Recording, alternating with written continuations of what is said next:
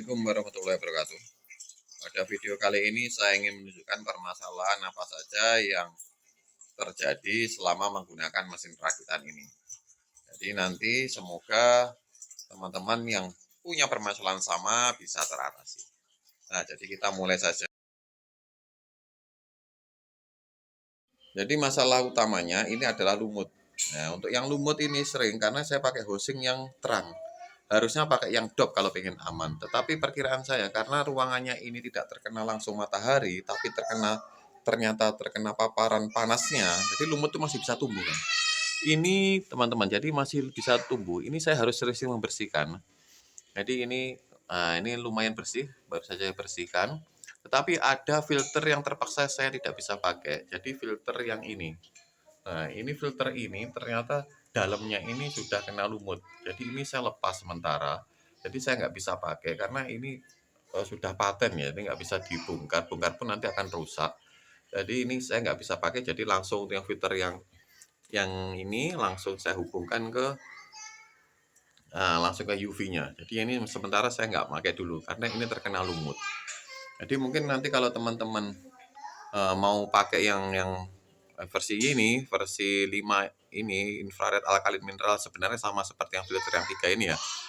Kumpulan filternya jadi satu, cari aja yang dop, atau mungkin ini bisa dibungkus pakai lakban hitam untuk mengurangi cahaya matahari biar tidak terkena lumut. Tapi untuk yang versi-versi yang ini, nah ini kalau saya mau ganti, ini saya tetap pakai yang transparan karena memang lumut nanti jadi resiko, tetapi lebih enak mengawasi. Jadi kalau kotor, waktunya membersihkan saya enak. Jadi tinggal lihat saja. Untuk permasalahan karat itu timbul di sini kan. Sini teman-teman. Jadi timbul. Jadi ini karena langsung di tembok di sekrup. Jadi sekrupnya ini kebanyakan sudah karat. Nah, ini sudah berkarat semua. Nah, karena ya terkena air. Ini masalahnya mah di sini. Ya sering-sering aja dikontrol karena takutnya nanti karatnya terlalu parah, kemudian ini jatuh, housingnya jatuh, ini nggak kuat, kemudian housingnya jatuh. Ini permasalahan karat saya temukan di bagian sekrupnya sini. Yang lainnya nggak, yang lainnya aman. Kalau yang di atas ini aman ya, ini juga ada sebenarnya. Ini juga ada, tapi aman, posisinya ada di atas. Yang posisi di bawah ini yang sering karatan. Jadi ini banyak karatnya, cuma yang di sekrup saja. Yang lainnya nggak ada karena bahannya ini awet ini. Nah, ini stainless, cuman ini bahannya ini yang kena karat. Ini waktunya nanti harus diperhatikan biar awet. Itu aja. Atau kalau mau mungkin bisa diganti dengan sekrup yang kualitasnya nggak bagus. Ini biar nggak karatan juga ya. Jadi selain kelihatan kan dilihatkan.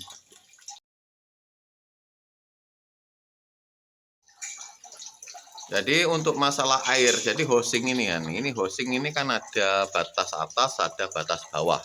Ini air harus terpenuhi. Jadi kalau misalkan nanti waktu mengisi kemudian airnya setengah, ini tinggal ditekan bagian atas ini.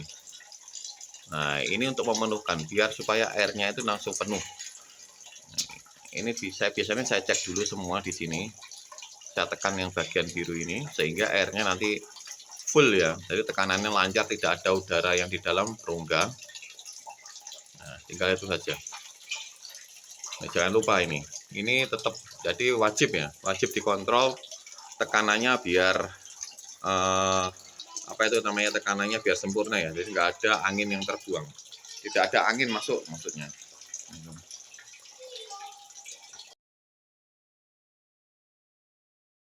Nah, untuk tekanan ini kan sumbernya saya menggunakan sumber PDAM. Jadi ini sengaja saya selang saja. Ini saya selang, saya masukkan, ini saya pakai PDAM sumber langsung. Tidak jadi waktu pemakaian itu tidak setiap hari tekanan itu bagus. Kadang ada lemah. Jadi ketika lemah, jadi kalau lemah ya saya nggak pakai. Tapi kalau tiba-tiba yang sulit itu ketika waktu pengisian seperti ini. Jadi ini waktu pengisian tiba. Ya, jadi waktu pengisian tiba-tiba tekanan PDAM melemah.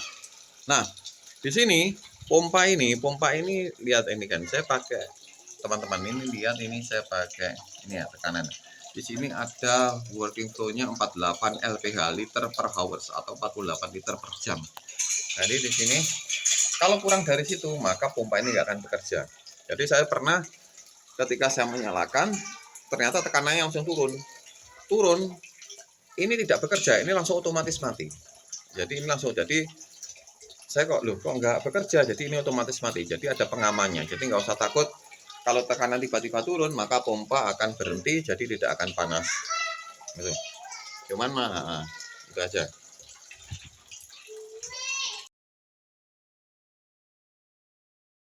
Untuk rangkaian ini saya menggunakan manual, jadi ya gini, menggunakan manual, jadinya cuma pakai ini stop kontak di sini, lepas. Ini stop kontaknya ada 2, ini saya lepas dulu. Ini stop kontak pompa, ini yang untuk UV. Jadi kalau sudah penuh ya pompanya dilepas.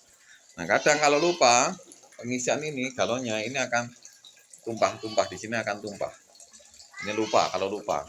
Kemudian kalau lupa mencabut UV-nya, nah ini kalau UV dicabut ini juga bahaya.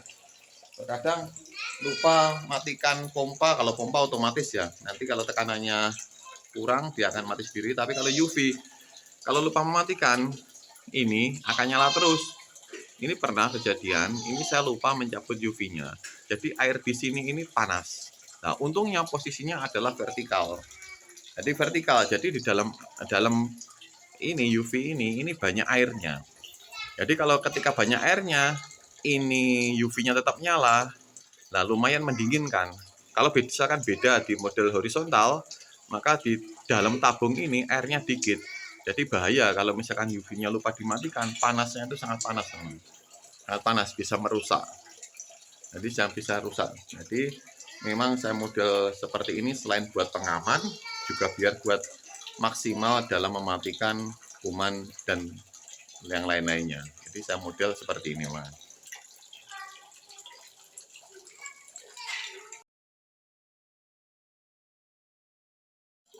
Nah, untuk konsleting ini hati-hati ya.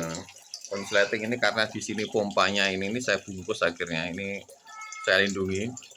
Jadi semuanya pastikan tidak ada celah untuk air masuk, karena yang namanya air dan ini juga listrik, maka jika terhubung atau di konsleting, yang paling bahaya cuma di posisi pompa dengan desain seperti ini. Untuk yang UV-nya pastikan waktu pemasangannya saja. Jadi waktu pemasangan ini di dalamnya ini tidak bersentuhan. Jadi tidak ada dari AC bersentuhan dengan yang di tabung ini. Kalau itu sudah aman, posisinya aman. Kalau dari air ini aman. Cuman kalau yang paling bahaya untuk konsleting ini di bagian pompanya ini. Di bagian ini dilindungi saja. Jangan sampai air itu akan masuk atau terkena di bagian yang rawan-rawan seperti ini.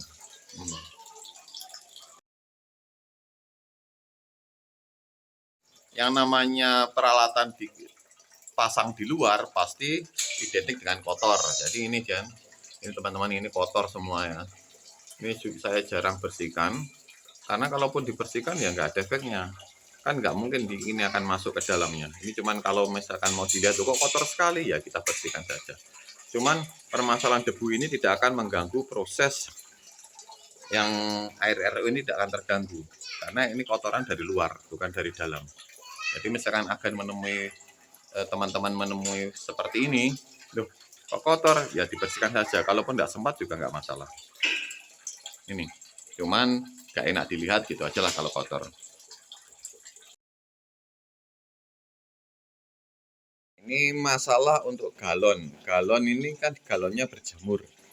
Jadi karena sering dipakai bolak-balik dan kemudian disimpan, walaupun nggak kena cahaya matahari, padahal tidak langsung terkena ya. Saya taruh di pinggir, ini sudah redup, tapi karena panasnya tetap aja jamur itu tumbuh. Jadi untuk membersihkannya gampang. Ini pakai ini ya. Saya menggunakan pasir ini sisa pasir silika. Ini saya menggunakan pasir silika seperti ini. Kita masukkan saja ke dalamnya ini. Nah, kita masukkan ke dalam, kemudian kita kasih air, kemudian dikocok-kocok ini aja. Jadi untuk membersihkannya bisa paling mudah itu pakai pasir silika. Jadi kita masukkan, ini lumutnya nanti bersih. Kemudian kita bilas, Nah, sampai bersih, kita keluarkan lagi, ini bisa siap dipakai. Jadi untuk menghilangkan lumut, cara saya seperti itu. Jadi nggak perlu misalkan kita beli galon lagi, atau beli sikat galon itu, nah itu nggak perlu ya. Paling gampang pakai pasir silika, kita masukkan, kita kocok-kocok, nah ini pasti bersih, siap dipakai lagi. Jadi mungkin itu saja permasalahan yang sering saya temui ya teman-teman. Jadi mungkin nanti kalau ada permasalahan lagi yang saya temukan, nanti akan saya update di video berikutnya.